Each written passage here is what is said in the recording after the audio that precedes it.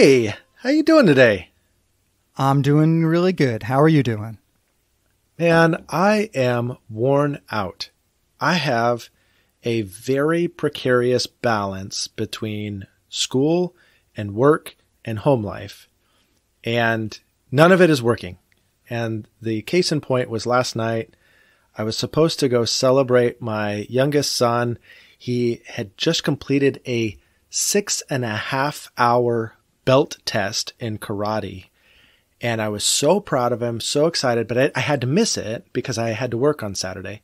But then last night was the ceremony where we were really going to celebrate him and he was going to get his new belt. And I got called and forced into work and I missed it. And that's just so lame. Not to mention, like, I needed to do homework afterward and all of these other things, and it messed up my sleep. And, I don't know. I am crawling myself to this moment where we finally get to talk. Oh, man, that's got to be sad and frustrating. And how'd your son respond to it? Yeah, I mean, he's gracious. Like, I think he was disappointed. I know he was disappointed, but at the same time, he knew there was nothing I could do about it. Like, work calls and says, you got to come in, then you just got to come in. And so, he was disappointed, but I got home late that evening and I was able to chat with him a little bit, celebrate, the fact that he has this belt and what a great achievement and all of that stuff. So, I don't know. Nothing compares to actually being there, but I did my best to celebrate him anyway. Absolutely. Well, for what it's worth, congratulations on that. That is a huge accomplishment. Oh my gosh. Yeah, he worked his tail off, so I'm super proud of him. Yeah, that's a huge deal. That's awesome. Yeah. How about you?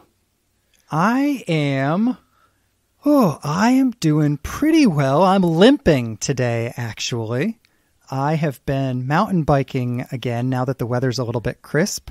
And I was mountain biking this morning and I actually misjudged a route that was on the path that I was on. And it was a pretty big one. And my tire landed and stopped my bike.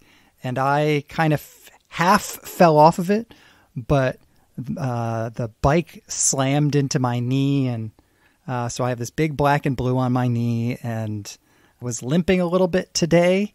And I don't know if you've gotten to this point, and I don't think we've said this in the podcast before, but black and blue marks, injuries, all that sort of thing does not heal as quickly as it used to. Yeah, I was thinking when we were talking about it, one, I'm sorry that happened, but two, I was thinking, oh great, we've reached the point where our podcast is now just going to be about knee injuries and surgeries and well, yeah. And I will say, to add to that ethos that we are now creating, it was my good knee that I hurt. Okay. I had fantastic. Pretty bad tendonitis a couple of years ago in my other knee, and it still messes up every once in a while, and I have to really be careful about keeping it stretched. So, yep, it was my good knee that I banged into this morning when I was mountain biking, because I'm old. Which brings me to this moment. Ben Gay, if you're out there, you've won an opportunity to sponsor an episode of On the Phone with Josh. That is true. We would welcome your sponsorship. Oh, man. Well, my knee hurts more thinking about it. So can we move on to something else? Yeah, I would be happy to. But I don't know. This is going to be kind of a fun topic for you and for me. This is something we haven't done yet on the podcast, which is to dive into something like really theological. And though that can be a big scary word for people, you and I both come out theology with a bent toward the practical. And so even if I want to talk about something like deeply theological, I also want to get to the implications for the church and how we live that come out of that. So with all of that. Okay, before you introduce the topic. Oh, okay. Before you introduce the topic, I just want to say to those of you who are listening, do you agree that we have not dived, or as I am trying to coin the word, divin, we have not divin into any theological topics in the past? Do you agree with that? And if you don't, tell us in a comment to some post somewhere what theological topics you feel like we have divin into. All right. And today's topic is? The Trinity. Ooh. Yeah. And so this comes from, like I've told you before that I'm taking these two classes. One of them is Christian formation, and that class is wonderful. And a lot of thoughts have already made it onto the podcast from that. But I'm also taking this class on the doctrine of God. And before the semester started, the professor emailed out a introduction to the course in which he said, prepare for a theological feast, which I think is a fancy term for you're going to read until your eyes bleed, which has been my experience. And one of the books that I'm reading for my research paper is a book called Being as Communion, and it's by John Zizioulas. There's going to be some theologian out there that's listening to this that's going to kill me for how I butchered that guy's name. But the exciting thing is that means that there's a theologian listening, so that's okay. Right. Yeah. So this is, I think, the hardest book I have ever read.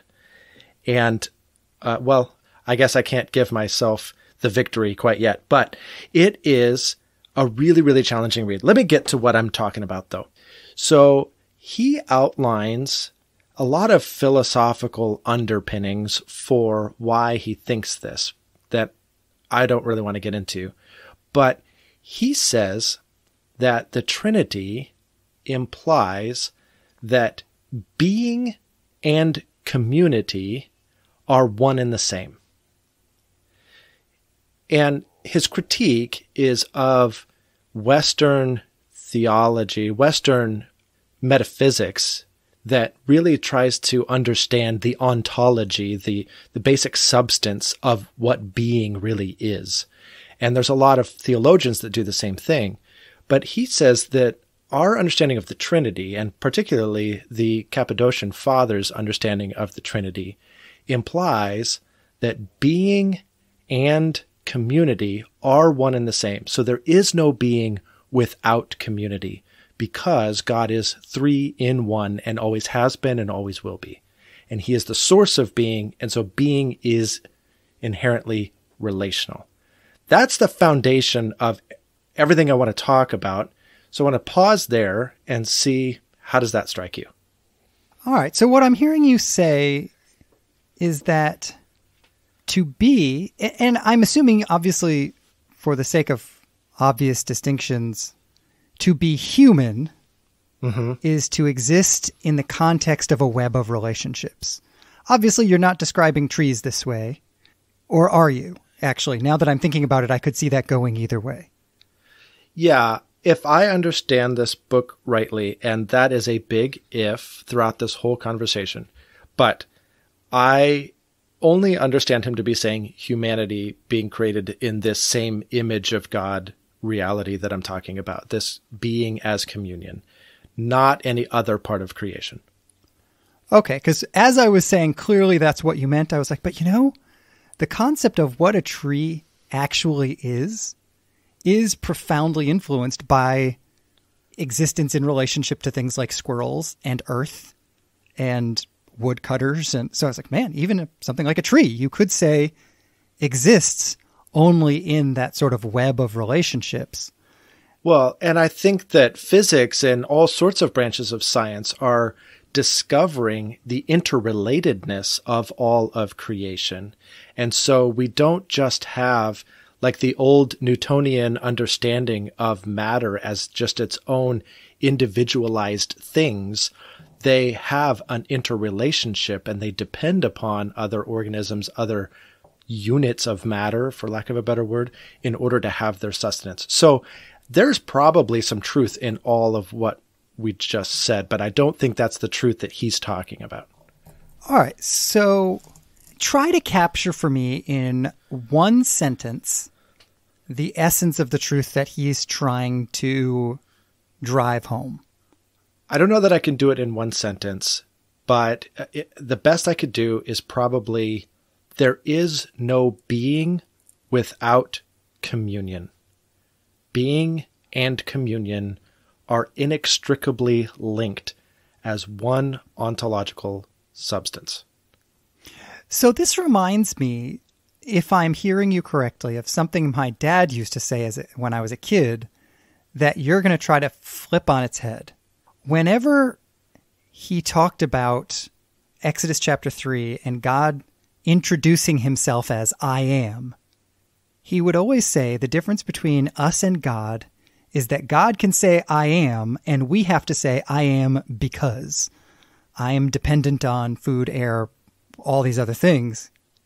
In a sense, you're saying not that God can't say I am, because of course he can, but that in the same way that my existence is shaped by and defined by others, God's existence is also shaped by and defined by others. No. Except you're saying it in the other way around? I wouldn't put it that way, because in some ways that would make God's existence dependent upon the idea of communion. And I don't think God's existence depends on anything. But to say that God exists is the same thing as to say God exists in community, because of the triunity of God. God is one substance in three persons. And so we have Father, Son, and Holy Spirit in divine communion with one another, existing simultaneously with being. There is no being without that. Yeah, yep. Okay, I think I'm with you. So really the idea here is the idea of relationships is core to the very existence of God. Essentially, you are elevating the idea of Trinity to being essential to understanding God. Yes, absolutely. Which I'm not saying that, what am I trying to say? I think we head nod as churches often to the idea of the Trinity, but I don't know if we actually think it's essential, typically in our practice. I'm so thankful you said that, because that's what was enlightening to me about this book. Because I think a lot of people that are familiar with Trinitarian theology would go, yeah, of course. Like, what's the new thing here? And you're hitting on what I think the new thing is here. The essential quality of this. You cannot proceed without acknowledging this. Everything is built upon it. It is foundational. That's what I find so fascinating about this. And, as we go, I want to tease out some of the implications, but I'm glad that you're seeing it in that way. Well, and this is exactly where I want to go.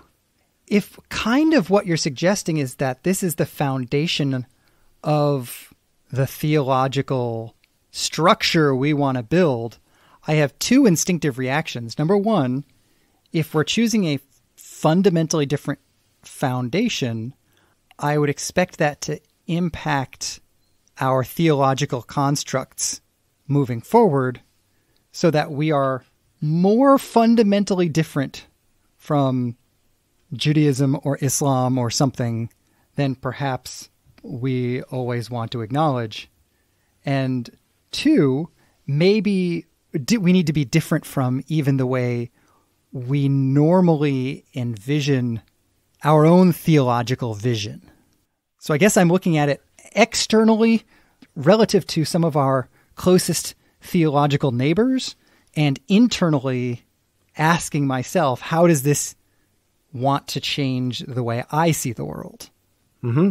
That's exactly what it's doing in me. It's reorienting me in a lot of really cool ways, because if this is the starting point, and I'm going to stop there and say, is this the starting point? I'm sold by his argument.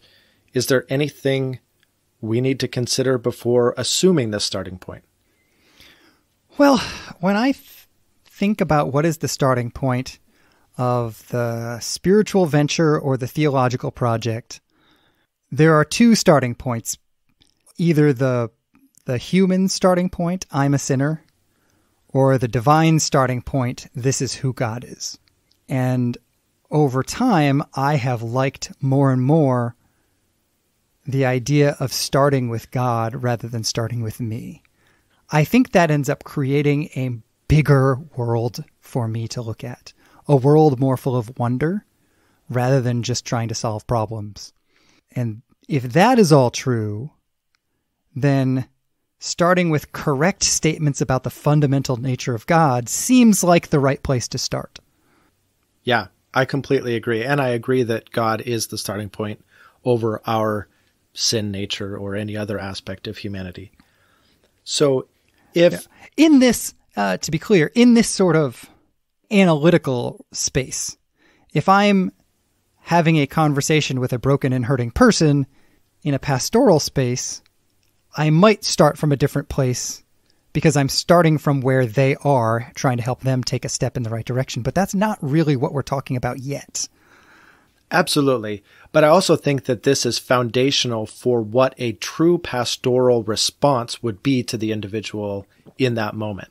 If you don't have this worked out, I think your answer to them is going to be different than what I'm suggesting it should be. And I think that very well could be true. This is where, for me, pastoral ministry really comes down to what in my head, and I don't know that I've said this before or if maybe I have, but I think of pastoral ministry largely in terms of a GPS. A GPS requires two things. I need to know where I'm going and what my next turn is.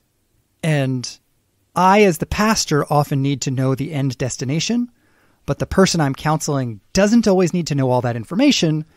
They need to know the next turn, the next step.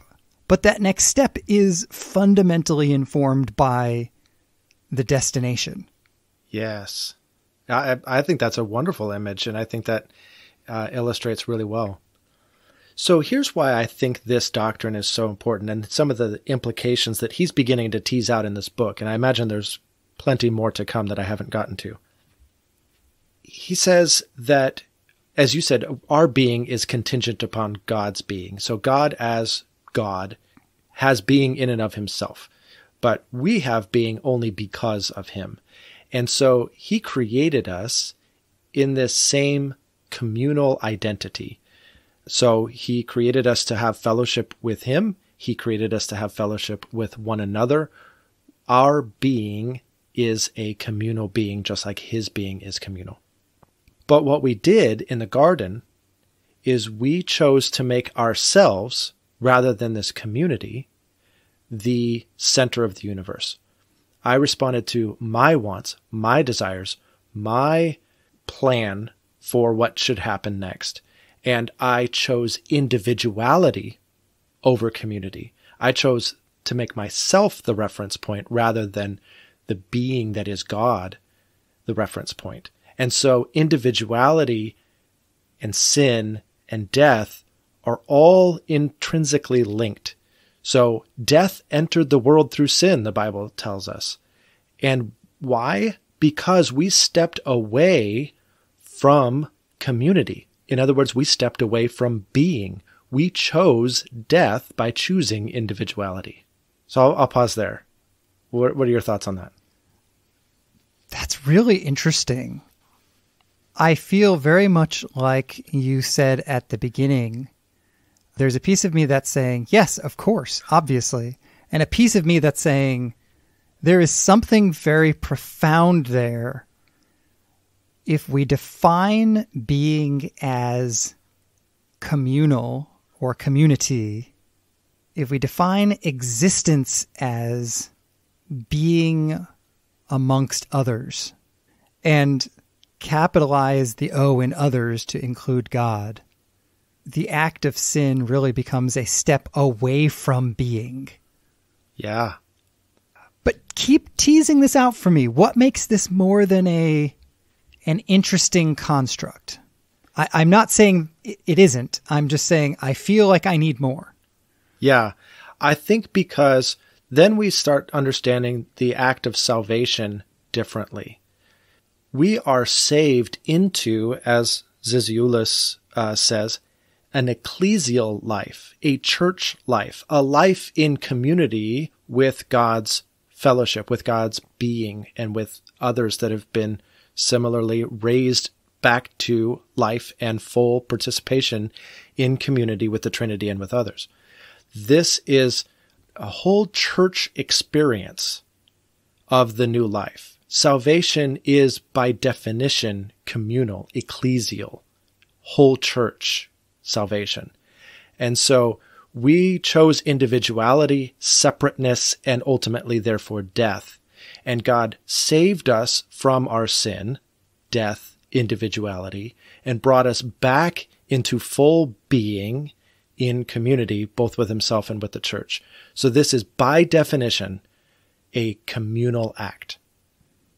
Well, and the piece of it that you're not mentioning as much that for me makes this abundantly obvious and true and important is the fact that not only is our salvation communal, but our sanctification is a communal activity. If I'm understanding you correctly, the most profound part of salvation, if being is community, then becoming a holy people, the most important part of that is being able to learn to live fully as a community. And when you bring my messiness, my brokenness, my sinful withdrawal from community nature into a community, there's going to be a lot of mess and a lot of hurt. And I've got two options in that moment.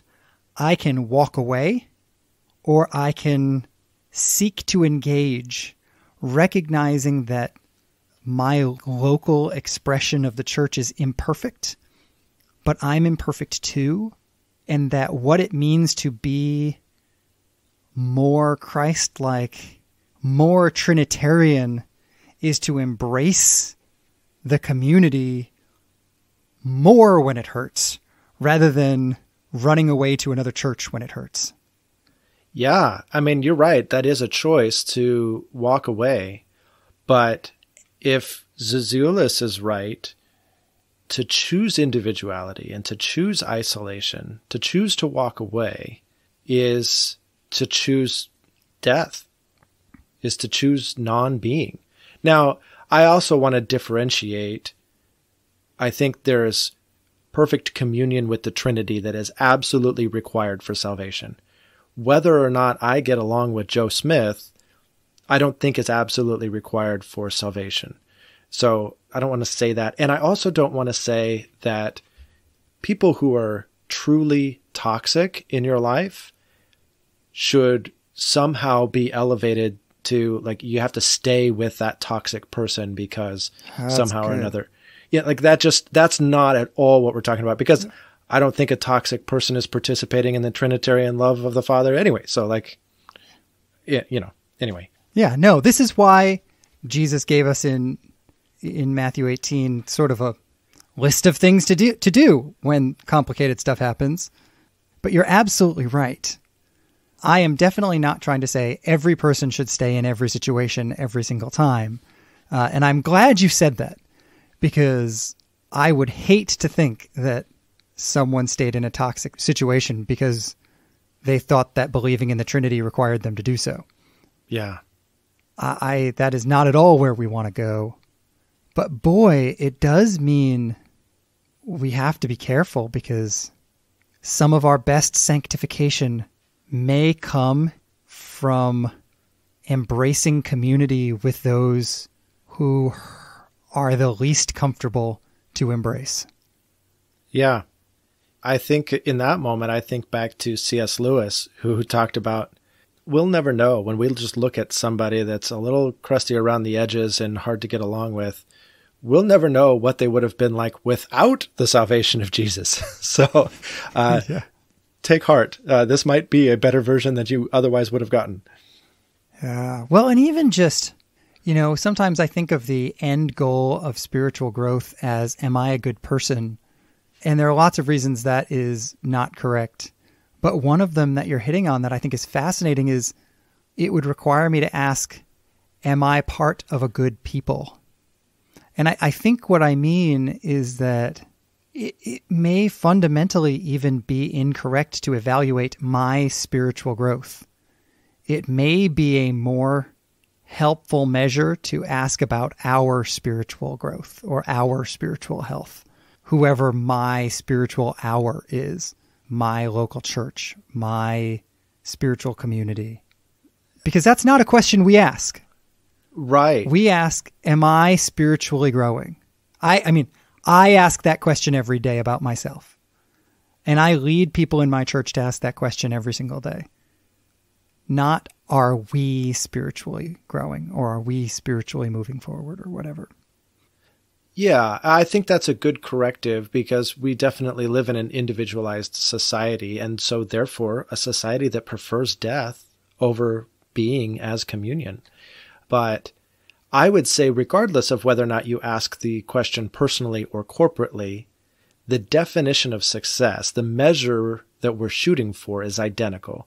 Are we participating in the Trinitarian love and fellowship of the Trinity? Yeah, absolutely. Boy, and I have to say that for me, I have to add something like, am I participating in the love of the Trinity through a local community or church or something like that? Because it's super easy for me as an introvert to say, yes, when I sit in my chair alone and meditate on Scripture, I am seeking to participate in the love of the Trinity. And I think that's not what we're talking about. We have two, depending on your tradition, you might call them sacraments or ordinances that we do in the church. And so baptism and communion are the two that I'm referring to. And so it elevates the nature of baptism and communion, because this is a corporate connection point with the Trinity, right? The Trinity was present in Jesus' baptism. The Father spoke, the Spirit descended like a dove, and Jesus was baptized. We have this beautiful picture of the Trinity. And that same picture is present at our baptism. And this person that I'm reading, Zizioulas, he's Eastern Orthodox, and so he believes that the bread and the wine at communion, or Eucharist, becomes the body and the blood of Jesus. And that's not something I believe in my tradition. But again, he uses that as a springboard to show this is not just represents, but is divine fellowship with the Trinity. So whether you understand it in that way or not, I think that the point is still the same, that this elevates these corporate practices where we together experience the Trinity. Yeah, absolutely. We just, at my church, just recently took communion on a Sunday morning for the first time in quite some time. We had been hesitant to do it because of COVID stuff and all those things, and it kind of got out of the routine, and we planned this whole calendar year in the midst of COVID, and so it wasn't really in the calendar plan and whatever, and so we just recently reinstituted it. And it really is a powerful, powerful thing to watch the church stream forward to all receive communion together. There's something that reminds me that we are all in the same boat when it's the same little cup, even if it's the goofy little cup that you tear one plastic wrapper off and then you have the wafer and then another plastic wrapper off and you have the communion and whatever. Like, I don't care, because we're all doing the same thing. Yeah. And we're all doing the same thing regardless of how long we've been following Jesus, regardless of how good we are at it, regardless of what role we play in the church, regardless of our parentage, regardless of everything. And we're all just jammed in the aisles together to say, hey, I need that. Right. Yeah, I had a friend who had grown up in a very, very fundamentalist, maybe denomination, or at least expression of that denomination. And as an older adult, was finding his way into other Christian contexts and trying to find some healing from some of the things that he experienced. And he found himself in a very liturgical church, I don't remember which type, where their practice at communion was, again, as you say, everybody filing forward. But instead of like grabbing the elements off of a table or something, you held out your hands and you received the bread from the officiant and you received the wine from the officiant. You did nothing but come with empty hands in supplication in front of you. Mm. And he found such power in that. I am not doing anything in this moment. I am dependent upon what God has done. And especially if we talk about our being or our new being, our new creation, either way we talk about it, we are dependent upon the will of God for that being. And so we come as a congregation and declare our dependency. Yeah.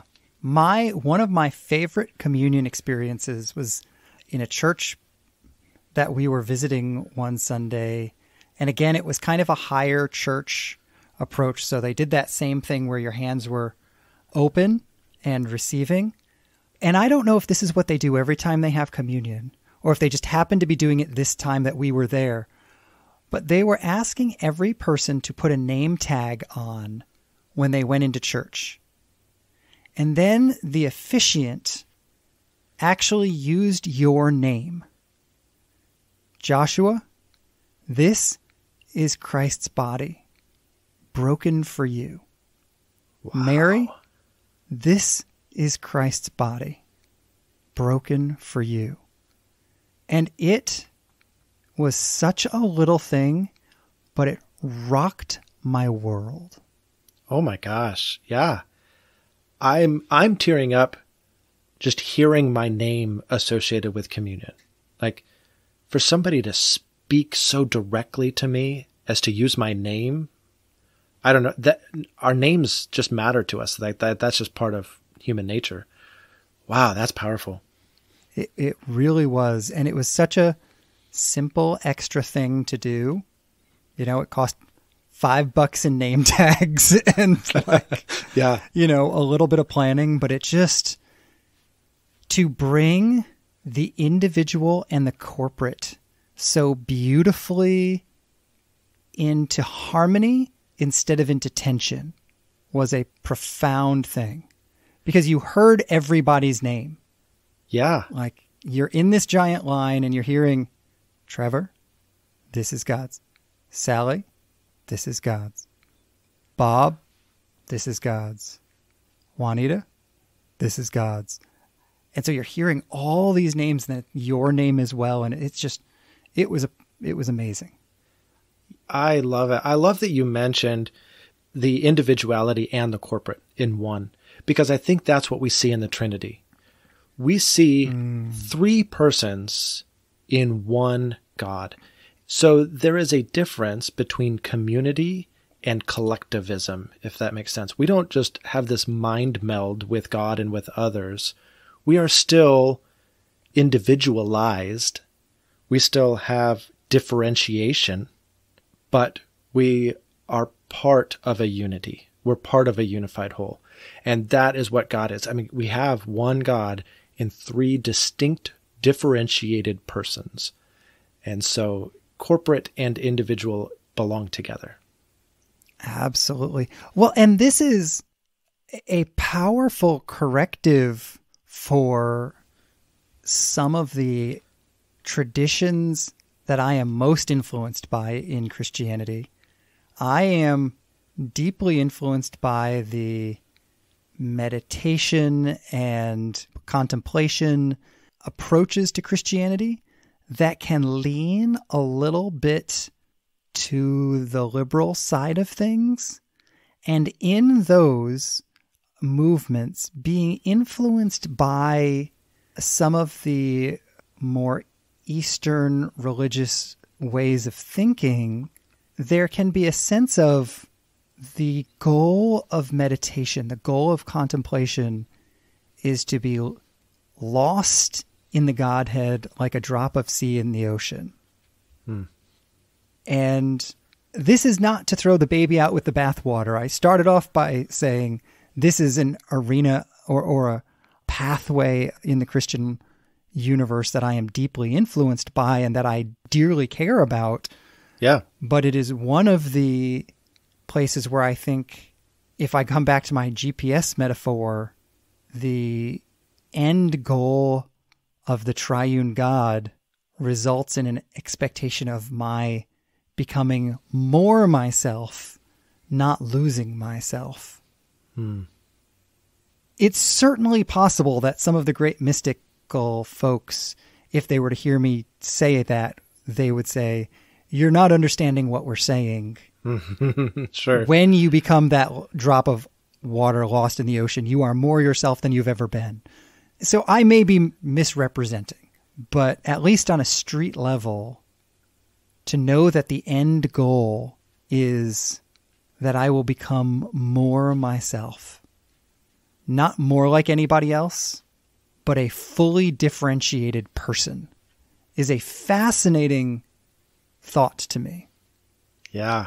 Boy, this has just been absolutely awesome. Thank you for going with me down this theological wormhole. It just has such big implications for how we live our lives. I want to turn it out to the audience.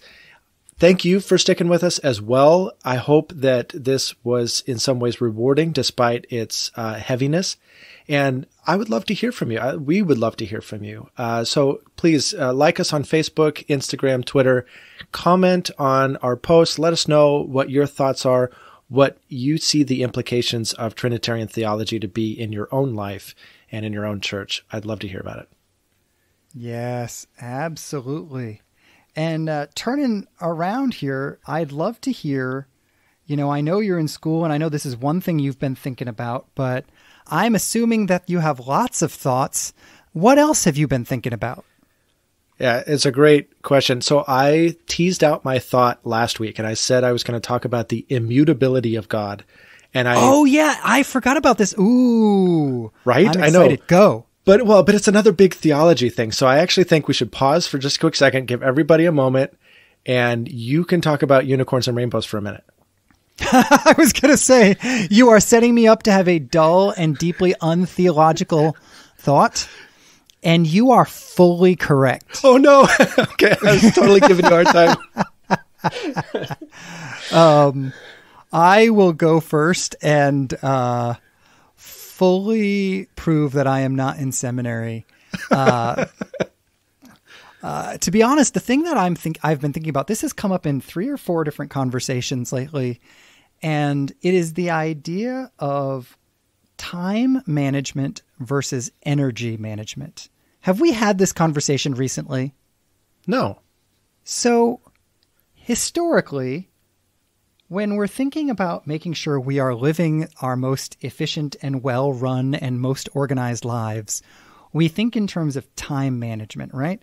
I want to know what I'm doing at 8. I want to know what I'm doing at 9. I want to know what I'm doing at 10.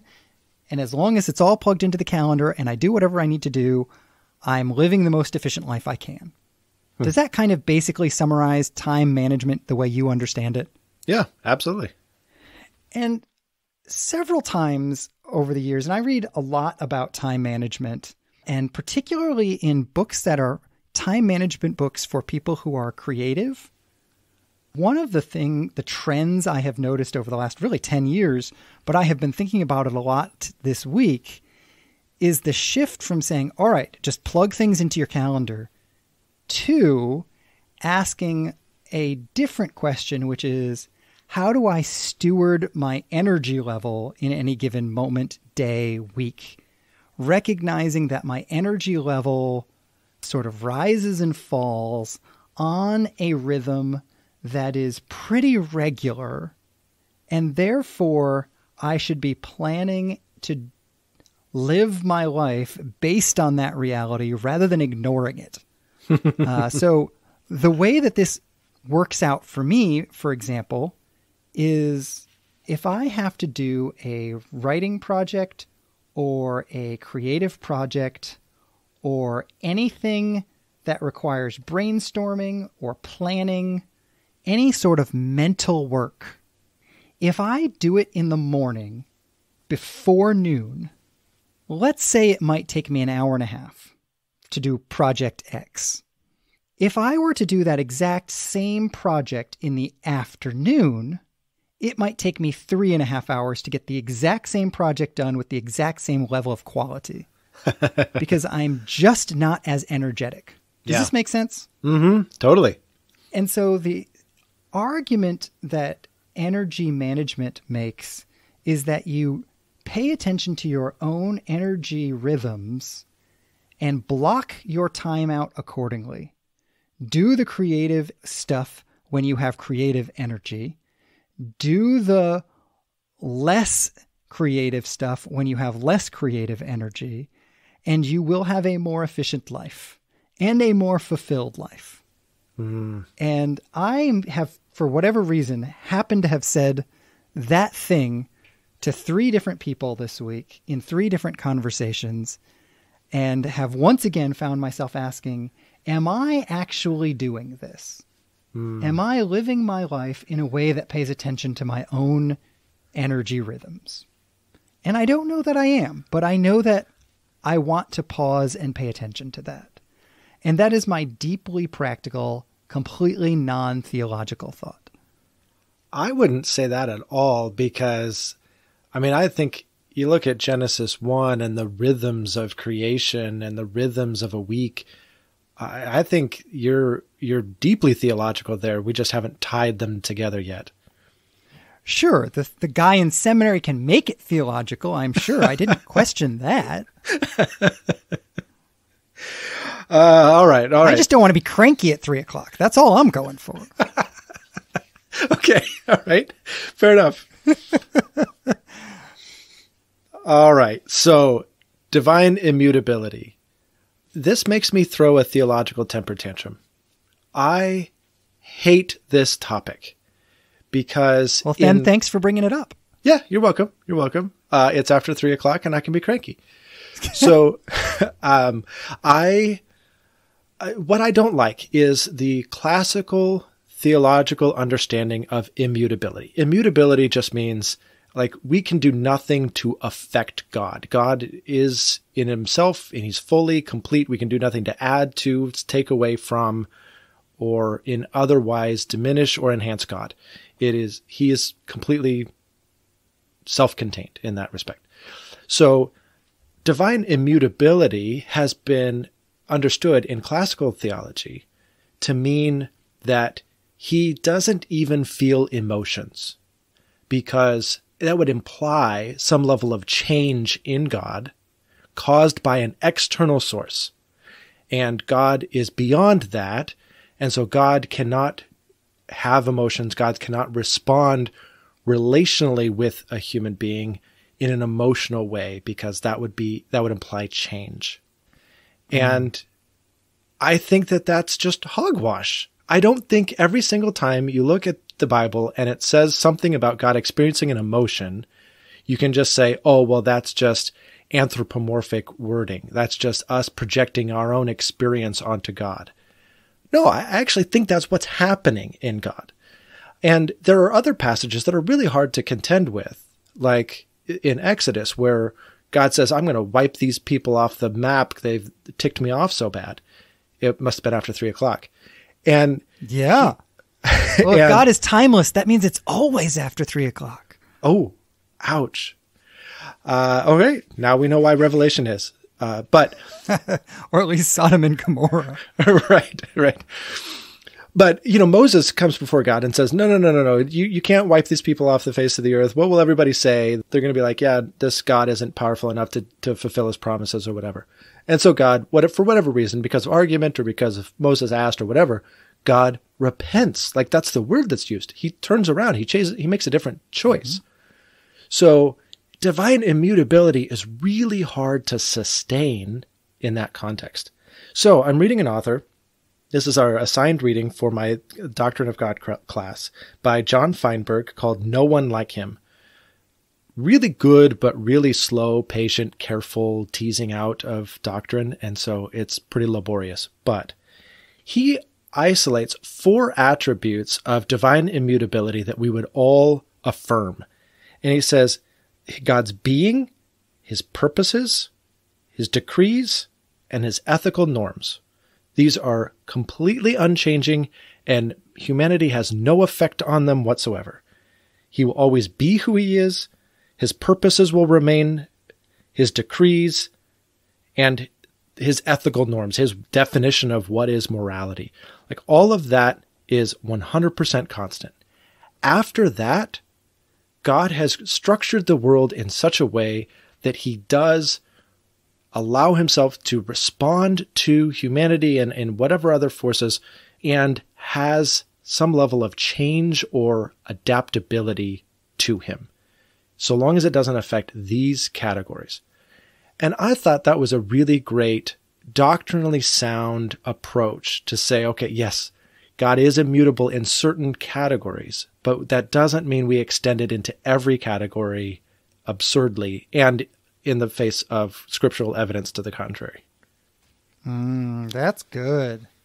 I really appreciate this because, first of all, I also do not always like the use of the idea of anthropomorphism, which is basically a theological trash can in which we throw things that we think we understand things better than the Bible does. Yes.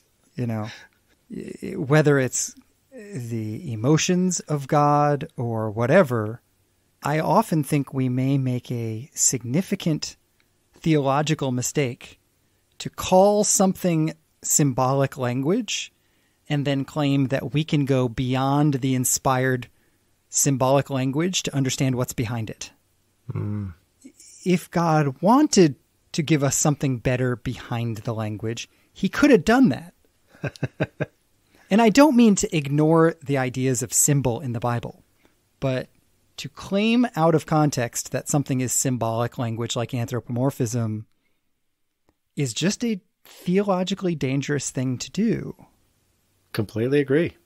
Yeah, unless you are doing so because the one text you are dealing with somehow requires it to be symbolic language because of the larger canon of Scripture. Yeah, absolutely. And that would be not what I'm talking about here. For sure. Or because of the grammatical stuff that's going on. You know, if the words like or as are there, or if it is clearly a parable, again, not what we're talking about here. Yeah. Yes, exactly. Man, that's good stuff. Yeah, I agree. I was impressed with the way he teased that out. So go John Feinberg. That's awesome. Well, you know, it is that time. We have a Which Josh question on the table right now because of a post from last week asking which Josh danced in his high school musicals, Crazy for You and Oklahoma. And the answer is Josh from Oregon. Congratulations. You are the dancer. Well, I was. Yeah, I did. And I actually really enjoyed that. It's probably a side of me that a lot of people don't know. But what's odd about it, I had never danced prior to like, hey, I want to be in this production. So I had never danced before that. We had an excellent dance instructor that taught us a lot of really fun stuff. But I happened to be the right height and shape to be paired with a gal at my high school that actually was a dancer and was really, really talented and therefore needed to be the front and center, like principal dancer person. And so I was like, wow. So I was like front and center with her. But the problem is like she knew how to dance and like I knew how to count to 8 a whole lot of times. And so I was just up there like mouthing like 1, 2, 3, 4, 5, 6, 7, 8, 1, 2, 3. I had no idea I was mouthing that as I was trying to like step in time. But yeah, there's my dancing career right there. Congratulations. I mean, there are 2 things I quote the movie Hitch about, and one of them is the fact that he is the only dance instructor I've ever had and the only one I ever need. Yeah. But all right. Well, we on for next week? We absolutely are. I can't wait. All right. Well, I'll talk to you later. Okay. Have a good one. All right. Bye. Bye. Bye.